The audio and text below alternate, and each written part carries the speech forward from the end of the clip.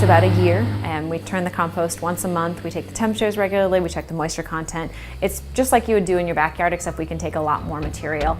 The landfill has been making and selling commercial compost for several years now. The long, slow process of breaking down yard waste, leaves, and food is what helps create a rich, nutrient-packed product. It's really good for gardens, it's good for topping off yards if you have a bare spot in your yard or if you're planting trees. Pretty much anything you'd use a low-grade fertilizer for can be used, the compost can be used for that. But the biggest impact that composting can have is keeping food waste from ending up here.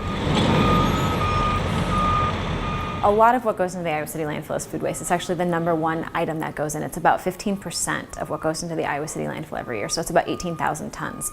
Not only is putting food waste in the landfill impractical, but it also costs the city more money. And it's not just the city's budget that can benefit from reducing food waste.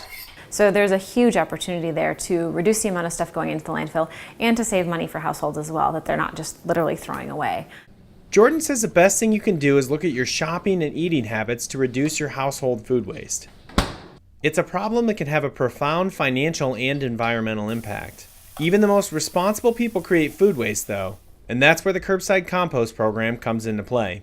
So we can take pretty much anything for food waste. If it's food or food related and it doesn't have plastic or aluminum foil, anything like that, or plastic wrap, it can go in with food waste. Not only can you compost fruits and vegetables, but that also includes any peelings, cores, or pits. Meat and seafood are welcome, as well as bones, shells, or any spoiled leftovers. Coffee filters, napkins, and pizza boxes, good to go. Some common things that are not accepted include styrofoam, foil, or plastic. No saran wrap or cellophane, and also no coated paper plates. If you have an item that you aren't sure about, don't compost it until you can check to make sure it's okay. All of the items that are deemed acceptable for compost can simply be mixed in with yard waste. Each person is responsible for providing the receptacle and purchasing the annual yard waste sticker. The food waste can go right in with the yard waste into the 35-gallon yard waste containers with an annual sticker, and they do have to weigh less than 50 pounds because they will be physically picked up by staff at the curb. Along with providing the bin, you will also have to keep it clean. Jordan suggests wrapping the food in newspaper to keep it from making too much of a mess.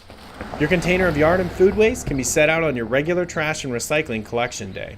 So that stuff will all be picked up at the curb. It'll go out to the city's commercial compost facility at the landfill, and it'll be composted right alongside the yard waste and the leaves and the grass clippings, all the stuff that we already compost and have been composting for a long time. The process is simple, and so is the end result. Reducing the amount of food that goes into our landfill benefits us all. It's good for the environment and can also help save money. So what are you waiting for? Start composting today.